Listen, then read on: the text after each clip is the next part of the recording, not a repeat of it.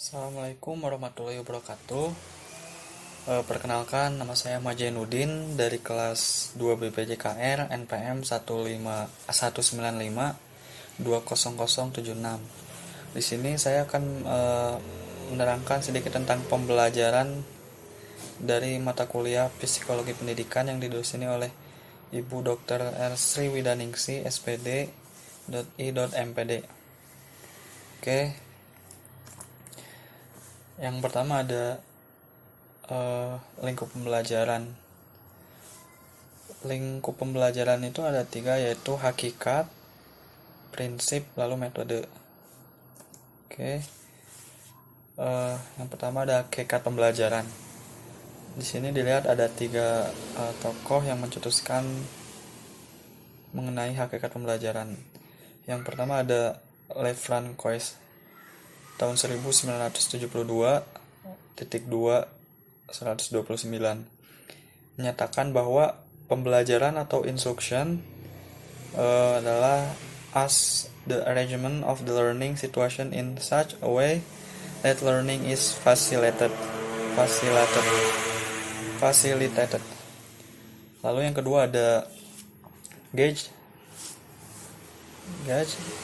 melihat 2 hal penting tentang arrangement of the learning situation, yaitu yang melibatkan management of learning dan yang melibatkan condition of learning. Lalu yang terakhir ada Bettercourt dalam Paulina Penen dan kawan-kawan tahun 2001. Pembelajaran berarti berpartisipasi pendidik bersama peserta didik dalam membentuk pengetahuan, membuat makna, mencari kejelasan, bersikap kritis, dan mengedepankan justifikasi. Lalu di sini ada prinsip pembelajaran. Dalam prinsip pembelajaran itu ada yang pertama ada perhatian dan motivasi. Perhatian dan motivasi. Yang pertama ada perhatian. Perhatian mempunyai peranan yang penting dalam kegiatan belajar. Tanpa adanya perhatian, tidak mungkin akan terjadi sebuah proses belajar. Perhatian terhadap pelajaran akan timbul pada siswa apabila bahan pelajaran sesuai dengan kebutuhannya. Apabila bahan pelajaran itu dirasakan sebagai sesuatu yang diperlukan untuk belajar untuk lebih lanjut atau diperlukan dalam kehidupan sehari-hari, maka akan membangkitkan motivasi untuk mempelajarinya. Di samping perhatian, motivasi juga mempunyai peranan dalam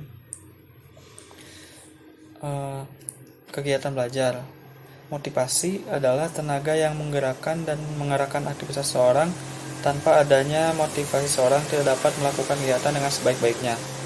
Oleh karena itu, dengan perhatian dan motivasi, maka siswa akan melakukan proses belajar atau membiasakan diri dengan belajar dengan baik, sehingga ia dapat memperoleh hasil yang ia inginkan. Kemudian, yang kedua ada keaktifan. Dalam setiap proses belajar, siswa selalu menampakkan keaktifan. Keaktifan itu beraneka ragam bentuknya, mulai dari kegiatan fisik yang mudah kita amati, sampai kegiatan psikis yang susah diamati. Kegiatan fisik berupa membaca, mendengar, menulis, berlatih keterampilan-keterampilan, dan sebagainya. Contoh kegiatan psikis misalnya menggunakan hasanah pengetahuan yang dimiliki dalam memecah masalah yang dihadapi, membandingkan satu konsep dengan yang lain, menyimpulkan hasil percobaan dan kegiatan psikis yang lain. Yang ketiga ada keterlibatan langsung atau berpengalaman. Belajar haruslah dilakukan sendiri oleh siswa. Belajar merupakan proses mengemali dan belajar tidak bisa dilimpahkan kepada orang lain. Menurut Edgar Dale dalam Dimyati tahun 2019.245, belajar yang baik adalah belajar melalui pengalaman langsung. Dalam belajar melalui pengalaman langsung, siswa tidak sekedar mengamati secara langsung, tetapi ia harus menghayati, terlibat langsung dalam perbuatan dan bertanggung jawab terhadap hasilnya. Namun demikian, perilaku keterlibatan siswa secara langsung dalam kegiatan pembelajaran dapat diharapkan mewujudkan keaktifan siswa. Kemudian yang keempat ada pengulangan atau penguatan.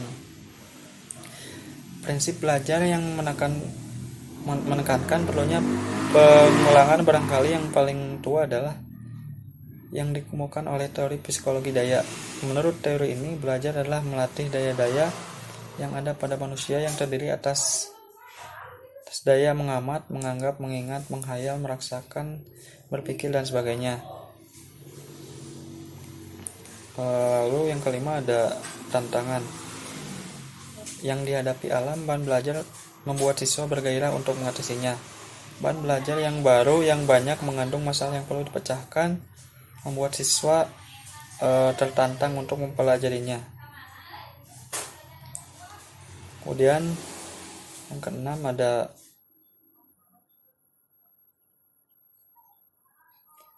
balikan dan penguatan.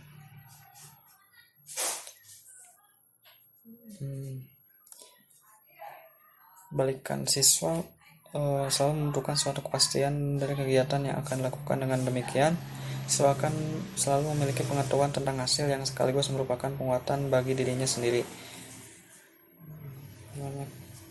Kemudian yang ketujuh ada, yang terakhir ada perbedaan individual. Setiap siswa memiliki karakteristik sendiri yang berbeda dengan yang lain. Kesadaran bahwa dirinya berbeda dengan yang lain akan membantu siswa menentukan cara belajar dan sarana belajar bagi dirinya sendiri.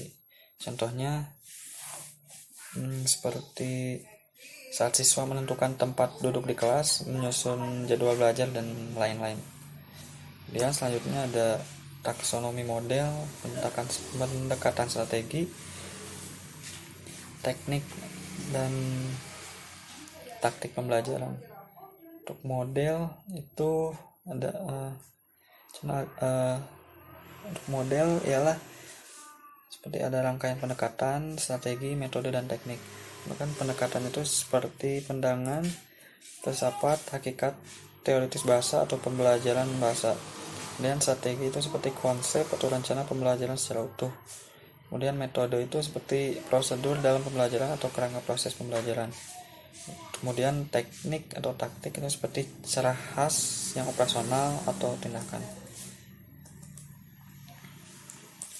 Kemudian dalam model pembelajaran itu, pendekatan pembelajaran itu lebih kepada berpusat pada guru, berpusat pada siswa. Kemudian strategi pembelajaran itu seperti mengarah ke exposition, discovery learning, dan group individual learning.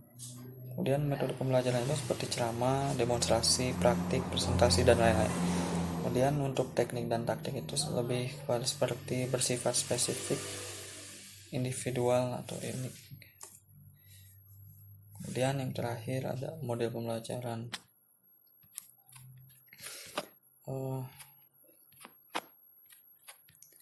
Untuk di sini ada yang pertama ada rumpun model sosial. Di dalam rumpun model sosial itu ada inquiry. Inquiry merupakan kegiatan pembelajaran yang melibatkan secara maksimal seluruh kemampuan peserta didik untuk mencari dan menyelidiki sesuatu fenomena alam, makhluk hidup, atau benda secara sistematis, kritis, analitis, dan logis. Kemudian yang kedua ada bermain peran. Pembelajaran sebagai bagian dan dari simulasi yang diarahkan untuk mengkreasikan peristiwa-peristiwa aktual atau kejadian yang mungkin akan muncul pada masa mendatang. Kemudian yang kedua ada rumpun model pemrosesan informasi. Contohnya berpikir induktif. Berpikir induktif merupakan kebalikan dari berpikir deduktif, yaitu proses pengembalian keputusan yang dimulai dari hal-hal bersifat khusus menuju umum. Kemudian yang kedua ada pencapaian konsep.